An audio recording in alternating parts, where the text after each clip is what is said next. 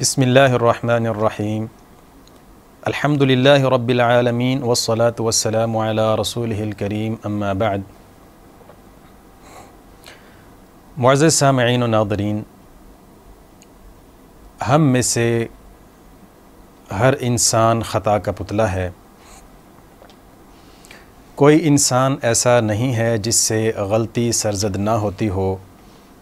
جس سے گناہ سرزد نہ ہوتا ہو، اللہ کی نافرمانی سرزد نہ ہوتی ہو،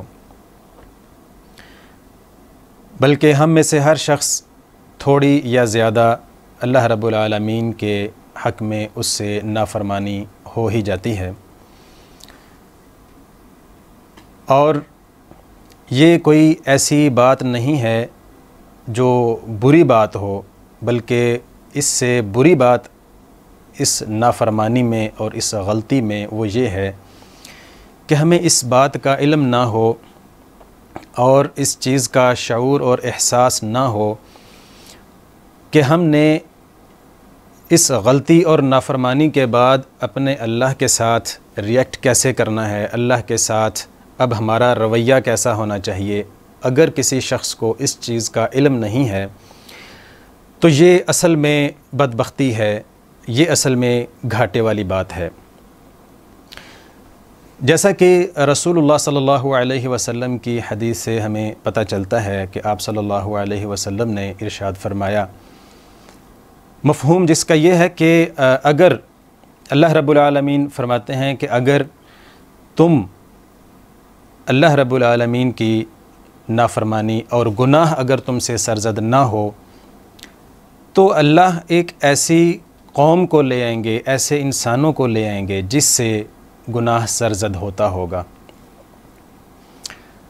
اب گناہ سرزد ہونا یہ کوئی ایسی قباحت والی بات نہیں ہے،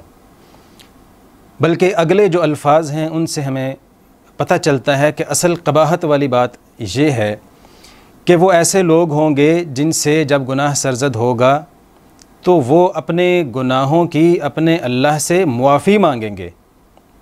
اور اللہ رب العالمین فرماتے ہیں میں انہیں معاف کر دوں گا۔ تو اسی طرح ایک اور حدیث جس کے الفاظ سے ہمیں یہ پتہ چلتا ہے کہ اللہ رب العالمین کے نزدیک جو لوگ گناہ کرنے والے ہیں ان کی دو قسمیں ہیں، ایک وہ گناہ گار ہیں جو برے گناہ گار ہیں، اور کچھ گناہ گار ایسے ہوتے ہیں جو اچھے گناہ گار ہیں۔ اب اندازہ کریں کہ ایسے گناہ گار جو اچھے گناہ گار ہیں، حدیث کے یہ الفاظ ہیں خیر الخطائین، ایسے گناہ گار، ایسے غلطی کرنے والے، ایسے نافرمانی کرنے والے جو بہترین ہیں، وہ کون ہیں؟ وہ التوابون ہیں، وہ وہی ہیں جو غلطی کرنے کے بعد جنہیں اس چیز کا علم ہوتا ہے کہ اب انہوں نے کیا کرنا ہے۔ تو سامعین و ناظرین، ابھی اس مختصر سے وقت میں آج کے اس درس میں ہم یہ جاننے کی کوشش کریں گے کہ اگر کسی سے غلطی ہو جائے، کسی سے گناہ سرزد ہو جائے تو اسے کیا کرنا چاہیے۔ اسے یہ کرنا چاہیے کہ وہ توبہ اور استغفار کرے۔ اب توبہ اور استغفار کیا ہے، اس کا مفہوم کیا ہے؟ توبہ اور استغفار یہ مختلف کیفیات کا نام ہے، یہ مختلف اداؤں کا نام ہے جو ہم غلطی ہونے کے بعد اور گناہ ہونے کے بعد اپنے اللہ سے جن اداؤں کا ہم اظہار کرتے ہیں یا کرنا چاہیے، یہ ان اداؤں کا نام ہے توبہ اور استغفار۔ اور آج کے اس درس میں ہم یہی سیکھنے کی کوشش کریں گے کہ وہ کون سی ادائیں ہیں، وہ کون سی کیفیات ہیں کہ جو گناہ کے بعد ہم پہ طاری ہونی چاہیے، وہ کون سے احساسات ہیں جو ہمارے اندر جنم لینے چاہیے۔ تو اگر انسان سے اللہ رب العالمین کے حق میں کوئی نافرمانی ہو جائے، کوئی غلطی ہو جائے، تو سب سے پہلا اسے جو کام کرنا چاہیے وہ یہ کرنا چاہیے کہ وہ فوراً اللہ کی طرف رجوع کرے، فوراً اللہ کی طرف پلٹ کر آئے، کیونکہ گناہ اور نافرمانی ایسی کیفیت ہے جس میں انسان اپنے اللہ سے دور ہوتا ہے۔ تو سب سے پہلا جو احساس دل میں ہونا چاہیے، دل میں آنا چاہیے، جو کیفیت انسان کے دل میں ہونی چاہیے وہ یہ کہ مجھے اپنے اللہ کے فوراً اپنے اللہ کے قریب جانا ہے، مجھے اپنے اللہ کی طرف جانا ہے، اللہ کی طرف رجوع کرنا ہے، اسی کو توبہ کہتے ہیں۔ تو سب سے پہلا جو کام ہے وہ یہ کرنا چاہیے، اور اس وقت اس کے بعد کیفیت یہ ہونی چاہیے کہ انسان کے اندر ندامت اور شرمندگی کے جذبات ہونے چاہیے کہ اس نے ایک ایسی ذات کی نافرمانی کی ہے، اپنے اللہ کی نافرمانی کی ہے جو ہمیشہ مجھ پہ رحمتیں ہی کرنے والی ہے، مجھ سے محبت اور شفقت کا معاملہ کرنے والی ذات ہے، میں نے اس ذات کی نافرمانی کی ہے۔ یہ احساس، یہ شرمندگی ہمارے اندر ہونی چاہیے۔ اس کے بعد ہمیں امید، یہ کیفیت ہمارے اندر امید کی کیفیت بھی ہونی چاہیے کہ ہمیں یہ امید ہو کہ وہ میرا اللہ ایسی ذات ہے کہ جو بھی اس سے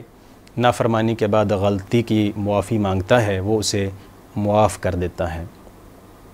خوف، یہ بھی کیفیت ہمارے اندر ہونی چاہیے، ڈر ہونا چاہیے ہمارے اندر کہ میں نے اللہ کو ناراض کرنے والا کام کیا ہے، ایسا کام اور ایسی غلطی مجھ سے ہوئی ہے جس سے جو اللہ کی ناراضگی کا باعث ہے، تو مجھے اپنے اللہ کو ناراض نہیں کرنا۔ یہ احساس اس کے دل میں اتنا شدید ہونا چاہیے کہ وہ اللہ سے توبہ کیے بغیر نہ رہ سکے، اور یہ خوف بھی ہونا چاہیے کہ وہ ایسی ذات ہے کہ جو عذاب دینے والی بھی ذات ہے، اللہ کا عذاب بھی ہے، اللہ کی سزا بھی ہے، تو اس سے بھی انسان کو ڈرنا چاہیے۔ اس کے بعد یہ ایک کیفیت بھی ہونی چاہیے کہ انسان اپنے اللہ سے یہ بھی دعا کرے کہ اے اللہ مجھ سے یہ غلطی تو ہو گئی، اب اس پہ پردہ ڈال کے رکھنا، اب یہ غلطی پہ جو پردہ ہے،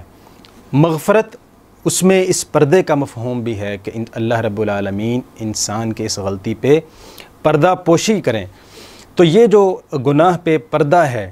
یہ احساس، یہ بہت ضروری احساس ہے۔ یہ تبھی ہوتا ہے جب انسان میں اللہ کے لیے حیا ہو، شرم ہو، اور لوگوں سے حیا اور شرم ہو۔ یہ شرم اور حیا کے جو جذبات ہیں یہ بہت ضروری ہیں، کیونکہ جب دل سے شرم اور حیا، اللہ کی شرم اور لوگوں کی شرم ختم ہو جائے تو پھر انسان کسی غلطی کو غلطی نہیں سمجھتا۔ اسی لیے رسول اللہ صلی اللہ علیہ وسلم نے فرمایا کہ اذا لم تستحی فاصنع ما شئت، جب دل سے حیا ختم ہو جائے تو پھر انسان جو دل میں آئے کرے، اسے کسی چیز کی کوئی پرواہ نہیں ہوتی۔ تو یہ شرم اور حیا کے جو جذبات ہیں یہ دل میں ہونے چاہیے، پردہ پوشی کے جو جذبات اور احساسات ہیں یہ دل میں ہونے چاہیے۔ اس کے بعد کھلے دل سے وہ اپنے اللہ سے اپنے گناہوں کا اعتراف کرے، اس میں اتنے کھلے دل سے وہ اعتراف کرے کہ اس نے جو گناہ کیے ہیں ان کا بھی اعتراف کرے، جو نہیں کیے وہ ان کا بھی اعتراف کرے، کھلے دل سے اعتراف کرے، اور یہ بھی وعدہ کرے کہ اے اللہ آئندہ میں کوشش کروں گا کہ دوبارہ مجھ سے یہ غلطی نہ ہو۔ اور ایک اور کام کرنا چاہیے کہ تاخیر نہیں کرنی چاہیے، غلطی ہو فوراً اپنے اللہ کی طرف لوٹنا چاہیے، اللہ کی طرف رجوع کرنا چاہیے، اللہ سے معافی مانگنی چاہیے۔ تو یہ ساری کیفیات اور یہ سارے احساسات ان کا دل میں پیدا ہونا، یہ توبہ اور استغفار ہے۔ اگر ہم اس مہینے کو دیکھیں، رمضان المبارک کے مہینے کو دیکھیں، تو اس میں اللہ رب العالمین نے بے شمار ہمیں مواقع دیے ہیں، بے شمار بہانے ہمیں دیے ہیں، مہلتیں دی ہیں کہ جس سے ہم اپنے اللہ سے اپنے گناہوں کی معافی مانگ سکتے ہیں، اپنے گناہ بخشوا سکتے ہیں۔ اس میں روزہ ہے، جس کے بارے میں رسول اللہ صلی اللہ علیہ وسلم نے فرمایا کہ روزہ اگر کوئی شخص ایمان کے ساتھ اور اللہ رب العالمین سے اجر کی نیت سے رکھے تو اللہ اس کے سابقہ تمام گناہوں کو معاف کر دیتے ہیں۔ اور یہی بات رسول اللہ صلی اللہ علیہ وسلم نے قیام اللیل کے بارے میں ارشاد فرمائی ہے، یہی لیلۃ القدر کے بارے میں ہے۔ اسی طرح اس مہینے میں صدقہ اور خیرات ایک بہت عظیم عبادت ہے۔ صدقہ اللہ رب العالمین کے غصے کو ختم کرتا ہے، انسان کے گناہوں کو ختم کرتا ہے۔